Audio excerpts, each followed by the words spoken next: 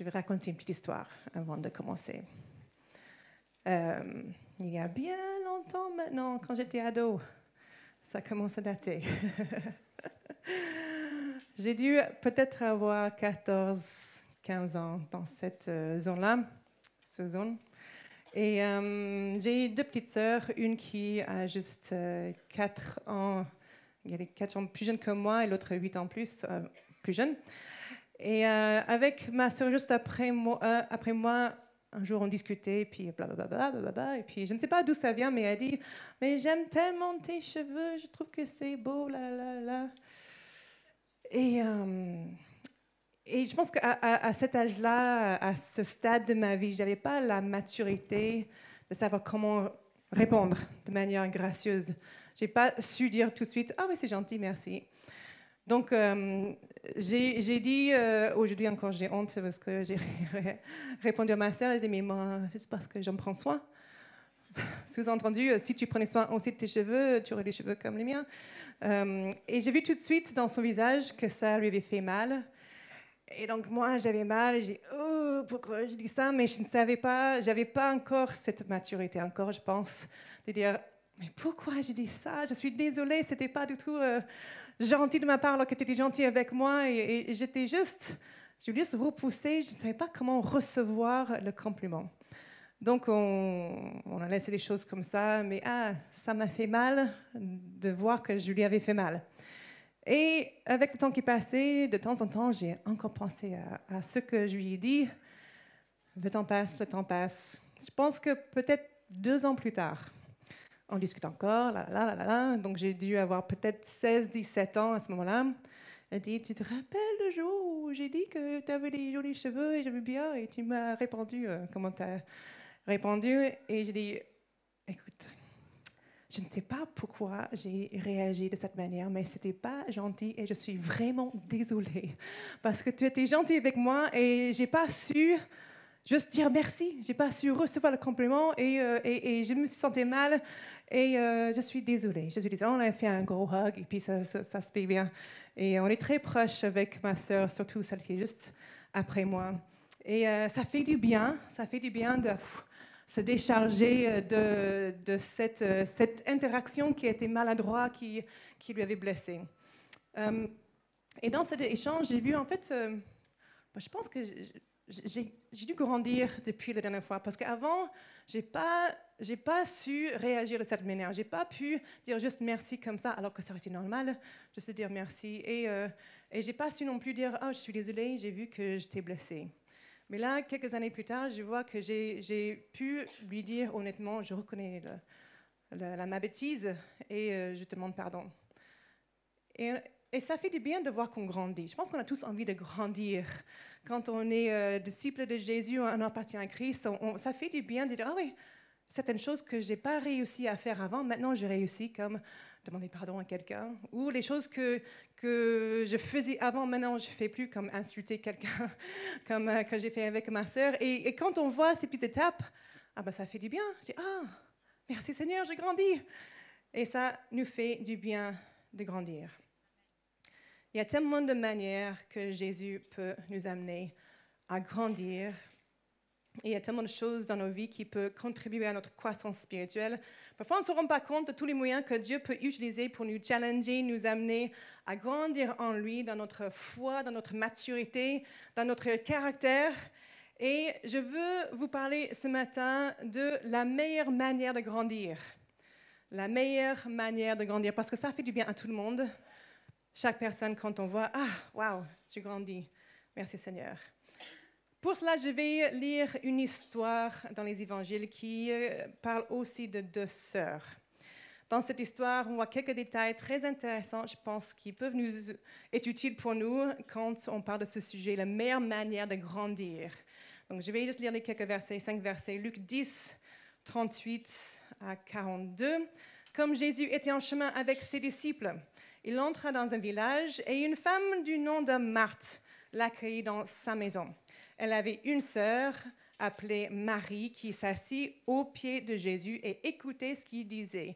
Mais il faut comprendre maintenant que Jésus et Marie ne sont pas seuls dans la pièce. En grandissant, j'ai toujours imaginé Marie juste seule comme ça, en train d'écouter Jésus. Mais on voit qu'il était avec ses disciples. Donc il y avait au moins les 12 avec lui. Après, il y avait peut-être le frère de Marie et Marthe, Lazare, qui était là. Et peut-être d'autres personnes du village qui étaient intéressées pour voir ce qui se passait.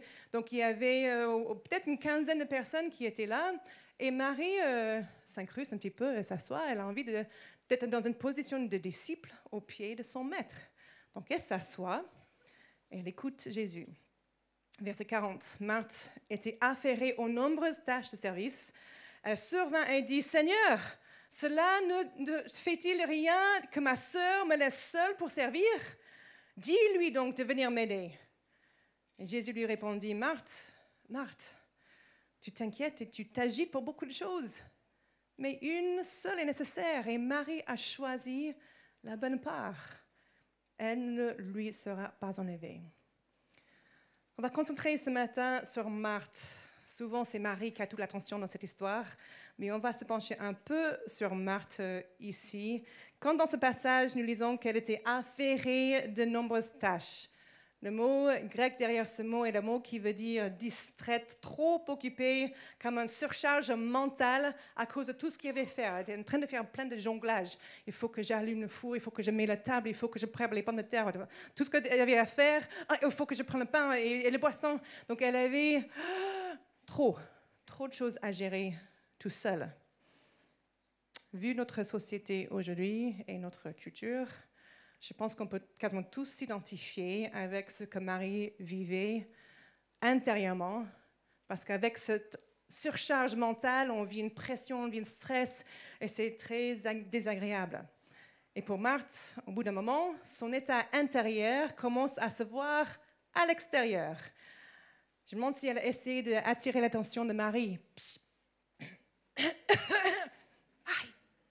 Marie, juste pour qu'elle voie, hey, j'ai besoin de toi. Ou peut-être est-ce qu'elle a essayé de demander directement à Marie, est-ce que tu peux venir avec moi, j'ai besoin d'aide. On ne sait pas. On ne sait pas s'il y a une petite interaction. Peut-être qu'elle a demandé directement et peut-être Marie a refusé de se lever, ou peut-être Marie faisait comme si j'entends rien. On sait comment ça peut être parfois entre sœurs, n'est-ce pas? On ne sait pas quelles étaient les interactions possibles dans ce moment entre ces deux. Mais à un moment, Marthe n'en peut plus. Et elle exprime très directement à Jésus, « Seigneur, cela ne te fait-il rien que ma sœur me laisse seule pour servir? Dis-lui de venir m'aider. » Avec peut-être l'idée derrière, je sais qu'elle t'écoutera toi, parce qu'elle ne m'écoute pas moi. Donc si tu lui dis, elle fera ce que tu lui dis. Mais Jésus n'a pas dit, « Ok Marie, lève-toi, va aider ta sœur. » Jésus a dit que Marie a fait le bon choix. Il n'allait pas lui enlever le choix qu'elle a pris. Je pense qu'à la place de Marthe, j'aurais été peut-être un peu surprise moi-même, un peu déçue, peut-être même un peu blessée. Et en même temps, c'est intéressant, je trouve que Jésus n'a pas dit à Marthe, « Allez, laisse tes occupations, viens rejoindre ta sœur et les autres ici à mes pieds. » Il n'a pas dit non plus, « Bon, Marie a choisi la bonne part et tu devrais faire pareil. Tu devrais faire comme ta sœur. » Bien évidemment, une relation proche avec Jésus, c'est la base pour grandir. La chose la plus importante, s'asseoir à ses pieds, se laisser instruire par lui et être en communion avec lui sont tous des éléments très bénéfiques et efficaces pour grandir. Mais dans l'histoire de Marthe et Marie, il fallait que quelqu'un fasse les préparatifs dans la maison. Il fallait que tout le monde mange. Il fallait que tout le monde soit à l'aise dans l'espace dans lequel ils étaient. Et s'asseoir au pied de Jésus, c'est une bonne idée, mais il fallait que quelqu'un s'en occupe de ses autres tâches. Donc même si être en relation directe est important et nécessaire pour notre croissance, servir les autres est aussi un bon moyen de grandir. Peut-être même, dans le cas de Marthe, servir seule pour que les autres puissent profiter d'écouter Jésus était la bonne part pour Marthe. peut-être. C'est bien moins glorieux, c'est bien moins intéressant, ça semble même bien moins spirituel. Mais si Jésus n'a pas encouragé Marthe à laisser ses tâches pour s'asseoir à ses pieds, peut-être c'est parce qu'elle avait quelque chose à vivre aussi pour sa propre croissance dans cette position de service. Servir les autres nous amène à grandir. C'est l'exemple de Christ dans sa vie. Nous lisons en Matthieu 20, versets 25 à 28, Jésus dit, vous savez que les chefs, il parlait à ses disciples, vous savez que les chefs des nations dominent sur elles et que les grands les tiennent sous leur pouvoir. Ce ne sera pas le cas au milieu de vous. Mais si quelqu'un veut être grand parmi vous, il sera votre serviteur. Et si quelqu'un veut être le premier parmi vous, qu'il soit votre esclave. Waouh, c'est fort comme langage. C'est ainsi que le Fils de l'homme est venu, non pour être servi, mais pour servir et donner sa vie en rançon pour beaucoup. Jean 13, 12 à 15, juste avant que Jésus soit amené vers sa mort, on lit, après leur avoir lavé les pieds, Jésus reprit ses vêtements, se remit à table et leur dit, comprenez-vous ce que je viens de vous faire, je vous ai fait? Vous m'appelez Maître et Seigneur et vous avez raison, car je le suis. Si donc je vous ai lavé les pieds, moi, le Seigneur et le Maître, vous devez aussi vous laver les pieds les uns aux autres, car je vous ai donné un exemple, afin que vous fassiez comme je vous ai fait. Servir les autres est une manière efficace pour grandir, parce que nous agissons comme Jésus quand nous servons les autres. Nous suivons son exemple. Et par le service, on grandit très spécifiquement dans l'humilité parce que nous nous mettons volontairement en dessous, entre guillemets, en dessous de la personne ou les personnes que nous servons. Et ce n'est pas parce que nous valons moins. Ça n'a rien à voir avec nous. Mais c'est parce que nous voyons la valeur de l'autre. Et par notre service, nous mettons en valeur la personne ou les personnes que nous servons. Je vais encore répéter ça. Par notre service, nous mettons en valeur la personne ou les personnes que nous servons. Je crois que c'est pour ça que Jésus a tant insisté qu'il est venu pour servir, pas pour être servi. C'est complètement à l'inverse de tous les modèles dans notre monde, dans la société, mais pas qu'aujourd'hui. Parce que si Jésus devait déjà parler de ça à son époque, ça veut dire que déjà cette idée était bien ancrée, que le chef, c'est celui qui ou celle qui domine, qui dirige, qui donne les ordres et qui est servi. Alors qu'il dit non, non, non, non, non.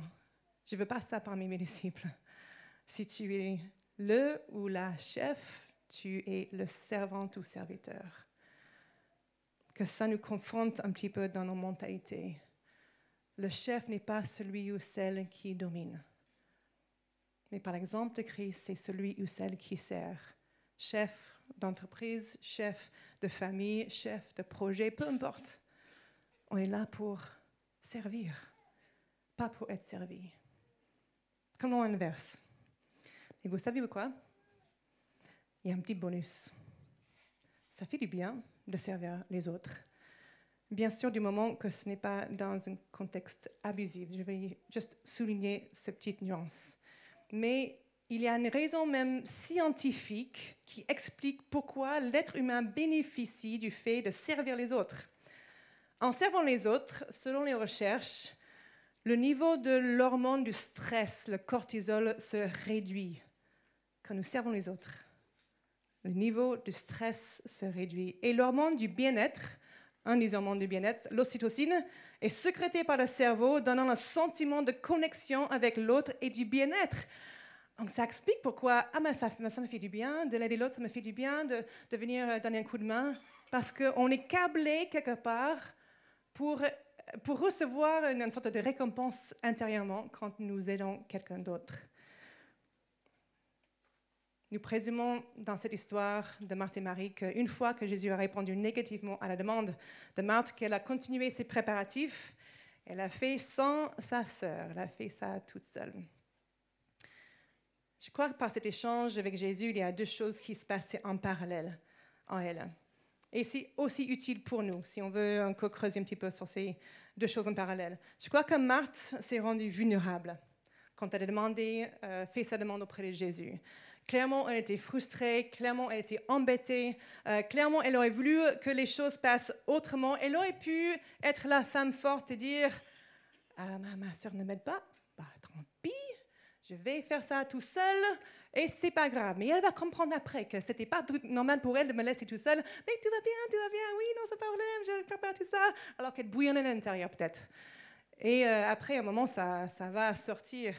Elle aurait pu juste cacher ce qu'elle vivait, mais elle a fait le choix de se rendre vulnérable pour exprimer ce qu'elle vivait auprès de Jésus. Elle a pris le risque de se rendre vulnérable auprès de Jésus et des autres, montrer qu'elle n'était pas d'accord avec la situation, que ce n'était pas facile pour elle, qu'elle aurait bien voulu sentir un peu d'effort, un peu de soutien dans ce qu'elle faisait. Et quand nous, on exprime nos besoins envers quelqu'un, on rend visible ce qui se passe à l'intérieur de nous. Tant qu'on garde les choses à l'intérieur, notre entourage ne peut que deviner comment on va. Mais au moment où on commence à extérioriser nos pensées, nos ressentis, nos besoins, nos frustrations, on rend visible notre état intérieur. Et à ce moment-là, maintenant, mon entourage, il voit le vrai moi, pas juste le visage caché, une façade. Quand je me rends vulnérable auprès de quelqu'un d'autre, j'avoue que j'ai des besoins, que je ne suis pas toujours fort, que peut-être tout n'est pas lisse dans ma vie et je m'ouvre à ce que l'autre puisse être une source de bénédiction, une source d'encouragement, une source de soutien dans ma vie pour moi. J'accepte l'aide. Et pour certaines personnes, c'est très, très difficile d'accepter de l'aide de la part de quelqu'un d'autre. La vulnérabilité, comme le service, nous conduit vers l'humilité. Et si je veux grandir et ressembler plus à Christ, la vulnérabilité fera partie de ma vie. Et c'est encore l'exemple de Jésus. On voit qu'il exprime sa colère dans le temple quand il a vu la corruption et pas la justice. Il a pleuré la mort de son ami Lazare, le frère de Marie et de Marthe. Il a exprimé ouvertement sa joie débordante quand les disciples sont revenus d'une mission d'évangélisation. Ils avaient plein d'histoires de comment Dieu a agi à travers eux. Et voilà, on a vu ça, on a vu ici. Puis ils étaient tout contents et Jésus a exprimé ses débordantes de joie. Et pour certaines personnes, c'est plus difficile de montrer la joie que qui ne sont pas d'accord avec quelque chose. Selon nos caractères, parfois c'est compliqué de montrer qu'on est heureux. Et juste avant sa mort, Jésus a été envahi de crainte et d'angoisse. Et en prenant ses 3 disciples les plus proches avec lui, parce que parfois c'est mieux de partager, de se rendre vulnérable juste avec quelques personnes de proches. En prenant ces 3 personnes avec lui, il leur avait partagé, Marc 14, 34. Il dit « Je suis accablé de tristesse à en mourir. » Et je pense qu'il pesait ces mots. Je suis accablé de tristesse à en mourir, rester ici et veiller. Je n'ai pas envie d'être seul maintenant. Il s'est rendu vulnérable. Être vulnérable avec les personnes de confiance est essentiel pour grandir. Avoir cette liberté d'être qui on est sans devoir cacher derrière une image, c'est précieux, précieux. C'est uniquement quand nous pouvons dévoiler réellement qui nous sommes que nous pouvons grandir à partir de là où nous en sommes. Parce que si je dis « Oui, ça va », mais vraiment je suis là, je ne vais pas pouvoir traiter tout cet espace entre deux. Mais si je suis honnête avec comment je vais, c'est uniquement quand nous pouvons dévoiler réellement que nous pouvons grandir à partir de là où nous en sommes. Marthe s'est rendue vulnérable par cet échange avec Jésus. Elle a dévoilé son état intérieur et je crois que l'authenticité de son échange avec Jésus a pu lui donner l'occasion de grandir. Parce que non seulement son état intérieur a été rendu visible, mais aussi son caractère. Et si on est honnête ce matin, un aspect peut-être un peu moins agréable de la vulnérabilité, c'est que quand on se rend vulnérable, C'est pas toujours parce que ça va pas, on est triste, c'est difficile, mais parfois quand on se rend vulnérable, c'est parce que notre caractère, le vrai nous, sort et c'est pas joli parfois comme image. Dans le cas de Marthe, par sa manière de parler à Jésus, on voit son caractère. On a l'impression qu'il est un peu rentre-dedans, un peu directif, ou même très directif. Elle dit, Jésus, ça ne te dérange pas que ma sœur elle vient pas pour m'aider, un peu presque, ça devrait te déranger. Tu vois, je suis là en train de faire tout ça, et ça ne te dérange pas que je suis toute seule. Et elle n'a pas dit, est-ce que tu peux demander à ma sœur de venir m'aider? Elle a dit, dis-lui de venir m'aider. Donc elle a dit à Jésus ce qu'il devait faire. Elle a du courage, ou l'audace, je ne sais pas. Mais il faut oser dire au maître ce qu'il doit faire. Dans sa vulnérabilité, son vrai caractère est sorti. Mais ce n'est pas un problème en soi. Parce que c'est uniquement quand certains traits de nos caractères sont révélés que nous avons l'opportunité de grandir. On a tous des angles morts. Et parfois, la vulnérabilité qui révèle notre caractère est utile pour nous montrer qu'on a des points à travailler en nous. Après, à nous de reconnaître, ah oui, ok, il faut que je travaille ça. Seigneur, aide-moi. Au lieu de faire toutes sortes d'excuses de pourquoi je ne peux pas changer. Mais on va se déculpabiliser un peu ce matin en parlant de la vulnérabilité de caractère, parce qu'on a tous besoin de travailler quelque chose quelque part. Il faut avouer que c'est un point de croissance qu'on a tous besoin de vivre. On va juste prendre l'exemple des 12 disciples. On pense, les disciples, ils étaient tous très bien, ils étaient saints, tout ça. Mais entre les 12, il y avait de quoi faire, je pense, entre leurs caractères. Nous lisons Luc 22, verset 24, il y a eu aussi une rivalité entre les disciples pour déterminer qui devait être considéré comme le plus grand parmi eux. Vous imaginez? Pierre, peut-être, peut-être Pierre, on comprend, mais Jean, Jacques, les autres disciples, André, des personnes qu'on imagine gentilles. Il y avait une rivalité entre eux pour décider, mais qui sera le plus grand? La comparaison n'est pas juste un truc de notre époque aujourd'hui, ça existait depuis sûrement le début de l'histoire. Verset 26, Jésus peut confronter ces échanges quand il dit, comme quand il dit en Matthieu, que le plus grand parmi vous soit comme le plus jeune. Et celui qui commande comme celui qui sert. Encore, il pousse le service. Ne soyez pas pressés d'être tout en haut. Mettez-vous en bas, entre guillemets. Mais ça n'a pas suffi parce qu'encore plus tard dans les évangiles, on voit qu'il y a encore cette comparaison jusqu'à la fin, jusqu'à même après la résurrection. Alors lui, qu'est-ce qui se passe avec lui, tout ça? Donc ils se comparent encore entre eux. Donc on voit que le travail du caractère, ça prend du temps. Ça prend du temps. Mais dans tous ces cas, c'est quand nos caractères deviennent visibles que nous pouvons prendre conscience de nos lacunes, nos limites et véritablement laisser Dieu faire son travail en nous. Jésus a su le faire avec Marthe. Il le fait avec ses disciples. Il le fait encore avec nous.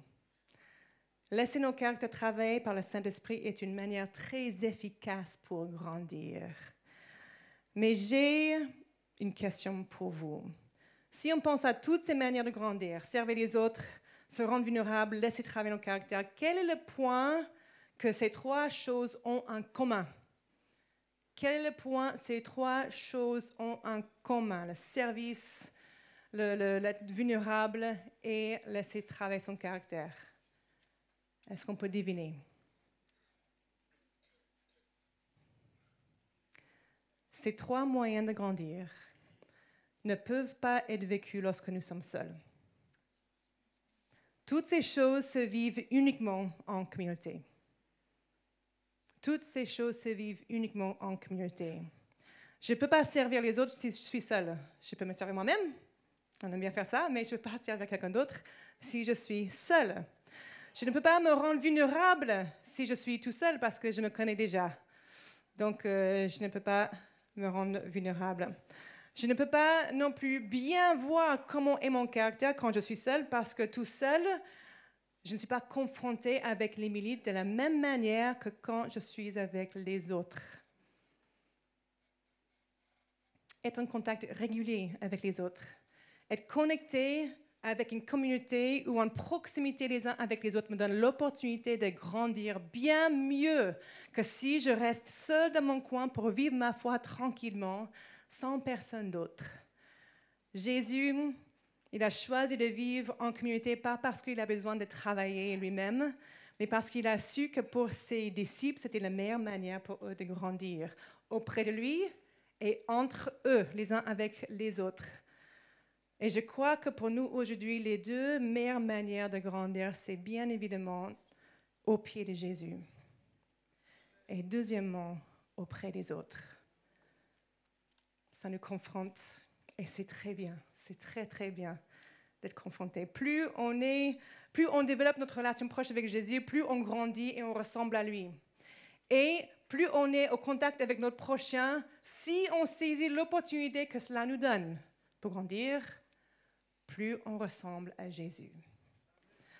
Comme nous lisons en Proverbe 27, verset 17, « L'homme s'affine au contact de son prochain, tout comme le fer se polit par le fer. » C'est une des meilleures manières de grandir. Pour être concret ce matin, on va parler des groupes de maison. Je vais inviter mes 3 personnes qui ont été choisies en avance de venir me rejoindre sur l'estrade. Parce que même si on peut grandir dans une communauté très différente et variée, un bon endroit pour grandir, c'est dans un groupe de maison. Donc, j'ai 3 personnes qui sont ici. Tu veux tourner face à l'auditoire. Corinne, qui est une responsable pour un groupe de maison à l'Homme, qui fait aussi partie d'un groupe de maison à Lille et puis... Allen-les-Eaux-Bourdins. Très bien. Et elle est dans le groupe de maison depuis bien des années. Donc, si tu peux expliquer une manière dont le groupe de maison t'amène à grandir, qu'est-ce que tu nous dirais ce matin?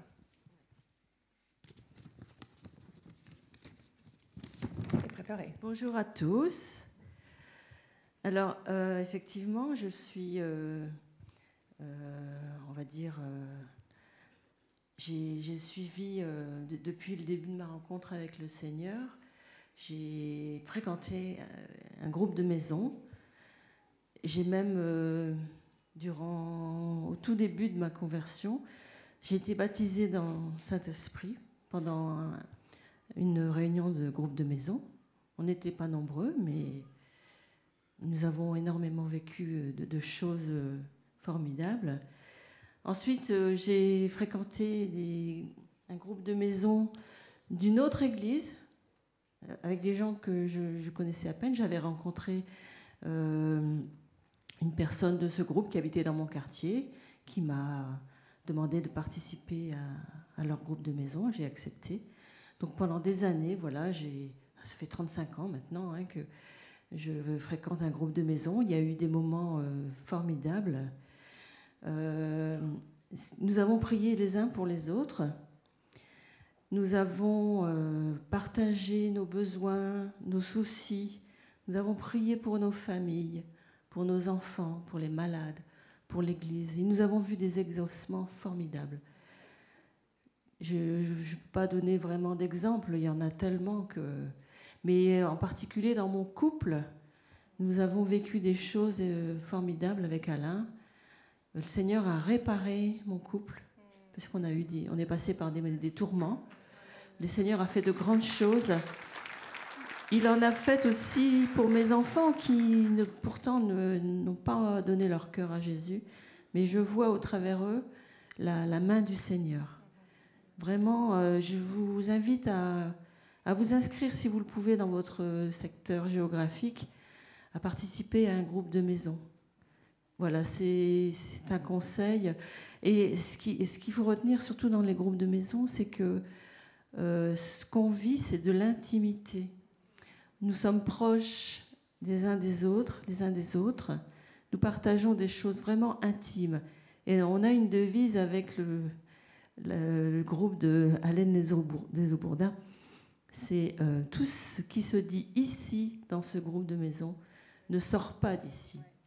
Parce que parfois, il y a des choses qui sont dites qui ne peuvent pas être partagées autrement que dans l'intimité. Voilà, je passe la parole à ma sœur. Merci Corinne. Iman,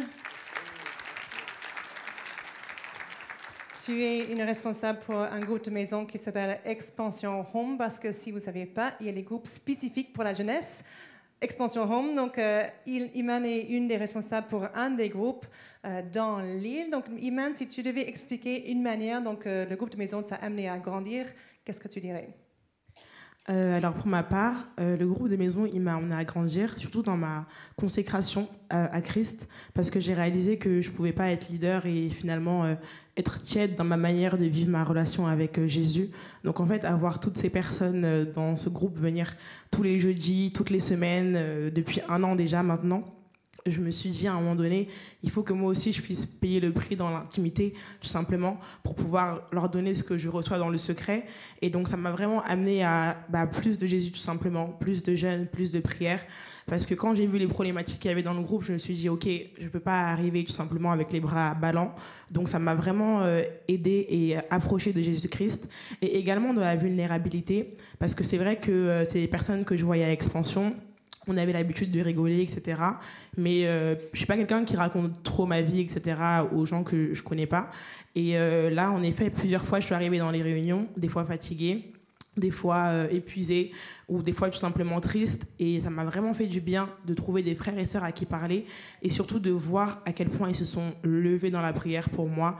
Et ça m'a surpris, parce que c'est comme voir une armée, en fait, tout simplement, de frères et sœurs qui se lèvent et qui même t'envoient des messages dans la semaine pour prier pour toi, et inversement, moi également, de pouvoir prendre leur fardeau, tout simplement prier pour eux et créer une famille. Aujourd'hui, on a vraiment créé une famille, on est presque 15 dans le groupe, et pourtant on a réussi à créer une intimité dans cette maison. Donc je rends vraiment gloire à Dieu, parce que je sais que dans la jeunesse d'Expansion, il y a beaucoup de jeunes également qui se sentaient seuls la semaine, qui attendaient le samedi pour voir des gens. Et je sais que ce groupe de maison a apporté vraiment à beaucoup de jeunes tout simplement des repères hors église. Donc je rends vraiment gloire à Dieu pour ça. Et merci Seigneur pour ce groupe de maison que je tiens avec Ryan également. On est 2 à faire ce groupe. Donc, juste une dernière question, mais Iman, donc tu as partagé le fait d'être vulnérable, ça veut dire que toi, en tant que responsable, tu n'as pas besoin d'être toujours fort. Oui, c'est ça. Okay. C'est ça. Même il y a des jours où c'était chaud. Vraiment, j'ai arrivé. Et il y avait des jours où même, honnêtement, j'ai pas pu. Et heureusement qu'on était 2, parce que c'était vraiment compliqué pour moi, les émotions, etc. Mais aujourd'hui, j'en sors grandi, parce que j'ai compris que j'ai le droit, en fait, tout simplement. Et qu'en effet, imiter Jésus, c'est aussi imiter sa vulnérabilité. Donc, je suis contente pour ça. Merci, Iman. Donc, Mathilde, enchantée. Mathilde aussi est dans un groupe, elle est participante dans un groupe Expansion Home. Donc, comment est-ce que le fait de participer dans un groupe t'a aidé à grandir dans ta vie? Bonjour à tous. Alors moi, vraiment, mon groupe de maison m'a aidée d'un point de vue spirituel, mais aussi d'un point de vue humain. Spirituel, parce que quand je suis revenue à Dieu, j'avais vraiment à cœur de rechercher sa présence, de savoir qui il est et ce qu'il a fait pour nous. Et le groupe de maison m'a vraiment aidée par les moments de prière, par les moments d'exhortation, ou même par les moments où on parlait tous ensemble et où on parlait de Dieu, à m'interroger sur différentes problématiques, par exemple l'identité en Christ, où moi, avant de revenir à Dieu, j'avais aucune notion de ce qu'était l'identité en Christ. Donc le groupe de maison m'a vraiment aidée de ce point de vue-là, à savoir qui est Dieu, ce qu'il a fait pour nous. Et aussi d'un point de vue humain, parce que c'est vrai que dans notre société, des fois, on peut se sentir entre guillemets loin des gens, et quand on rencontre des gens qui partagent la même foi que nous et qui partagent surtout les mêmes valeurs que nous, ça peut nous aider des fois à se sentir moins seul. Alors vraiment, je vous encourage, si des fois vous vous sentez seul, ou même si des fois vous sentez que dans l'intimité avec Dieu vous recherchez plus et vous recherchez vraiment la communion fraternelle, je vous invite vraiment à rejoindre un groupe de maison, parce que personnellement ça m'a aidé, au-delà de l'intimité que j'avais avec Dieu, à connecter avec des gens qui partageaient la même foi et les mêmes valeurs que moi. Amen. Merci à Corinne et Iman et Mathilde. Si vous voulez leur poser des questions, il y aura des tables juste dans l'entrée après le culte. Vous pouvez leur poser des questions. Merci pour ce partage. ce matin. Un groupe de maison, ce n'est pas évidemment le seul endroit où on peut grandir, mais c'est un très bon endroit où on peut grandir parce qu'on est en petits groupes. En général, dans le coin d'une dizaine de personnes, on a à peu près 23 groupes dans la métropole lilloise pour on va dire, les grands adultes, et puis 7 à 8 groupes pour les jeunes adultes, aussi dans la même métropole lilloise. Ça va de Bailleul jusqu'à Valenciennes, ça va de Belgique, Moucron, jusqu'à en bas, je pense que Nomain, c'est peut-être la ville vers le sud de l'île. Donc c'est assez étendu dans les espaces. Et c'est un très bon endroit pour grandir. Encore, je sais que tout le monde ne pourrait peut-être pas faire partie d'un groupe, soit à cause des emplois de temps, des engagements et d'autres choses. Mais si vous avez la possibilité, je vous encourage vivement de connecter avec d'autres croyants en petits groupes dans cette intimité. Parce que c'est, je crois, une des meilleures manières de grandir, être en communion les uns avec les autres. Je vais demander au groupe de louanges de venir me rejoindre, parce que c'est sûr que la croissance spirituelle, il y a deux parties. Dans l'histoire de Marthe et Marie, on a Marie qui s'est assise au pied de Jésus et qui a grandi, je crois, juste en écoutant ce que Jésus avait enseigné. Donc ce fait de se placer devant lui et d'être à son écoute est essentiel pour notre croissance. Et aussi, le côté de Marthe, le fait de pouvoir servir, le fait d'être active auprès des autres, c'était aussi utile et efficace comme un moyen de grandir. Et j'ai envie qu'on se lève ce matin. Dans un premier temps, on va chanter ce chant qui est plus focalisé sur Marie. Je me pose devant toi, j'élève ma voix, je veux vivre cette relation intime avec toi. Et je veux grandir dans cette relation intime avec toi. Et par la suite, c'est chacun qui fait son choix. Qu'est-ce que je vais faire pour entrer plus en contact les uns avec les autres? Peut-être que tu es déjà dans un groupe de maison, c'est parfait. Ou tu es déjà dans un service, ou déjà dans un participant dans les groupes avec les hommes ou les femmes ou les ados, c'est parfait. Mais si tu n'es pas déjà actif dans quelque chose, je vous encourage vivement de réfléchir sur qu'est-ce que je peux faire pour être plus en communion avec nous. Donc d'abord, c'est parti Marie.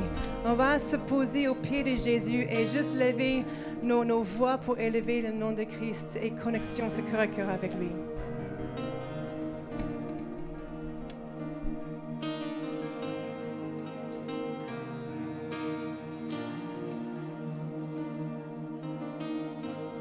Seigneur, nous venons dans ce cœur à cœur avec toi. C'est ton cœur que je recherche. Dès que le soleil se lève, je connais ta douce voix. Mon cœur ne brûle que pour toi. Sentir celle que je désire, même quand mes pensées chavirent, je connais ta douce voix. Jésus, tu m'attires à toi pour un cœur à cœur avec toi.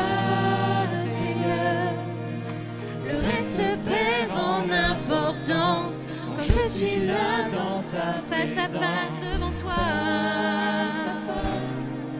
devant ta grâce, le reste perd en importance quand je suis là dans ta présence. Oh, quand je suis là dans ta présence, je viens dans tes bras, Seigneur. Dans tes bras je me repose. Tous mes fardeaux je les dépose. Je connais ta douce voix. Jésus, je ne veux que toi.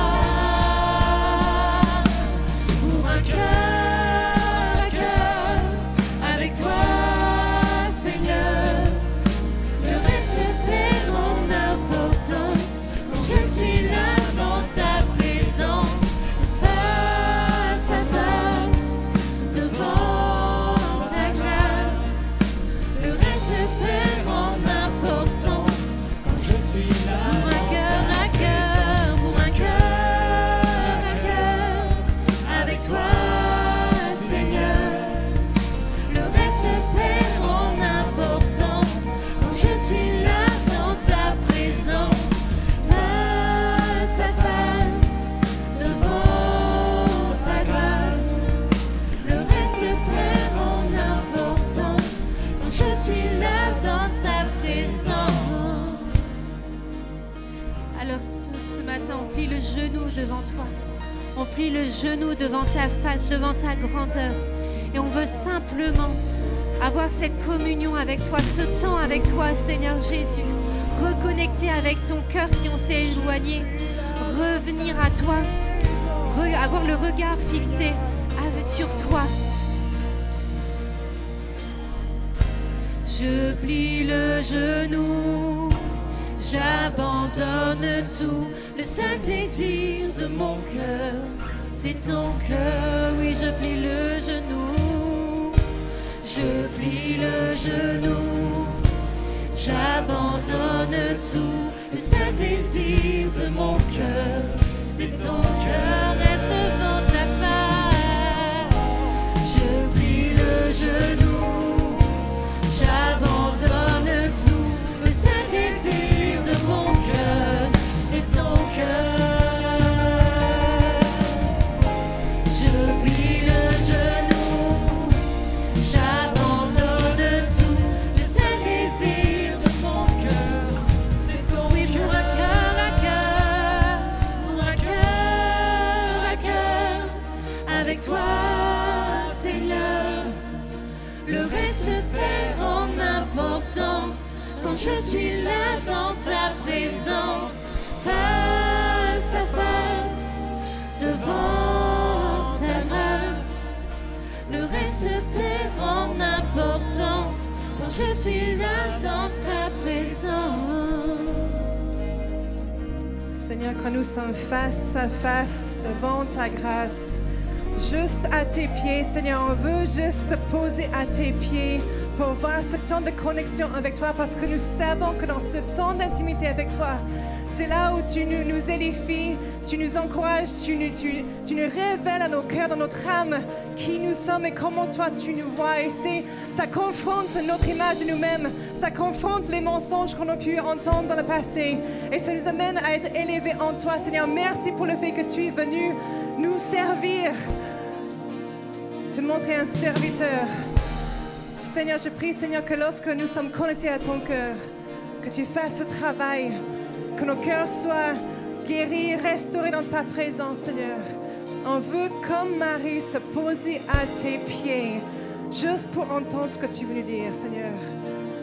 Parle à nos cœurs ce matin, on va chanter encore une dernière fois.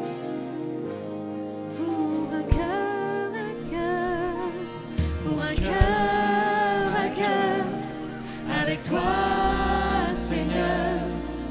Le reste perd en importance quand je suis là dans ta présence, face à face, devant ta grâce.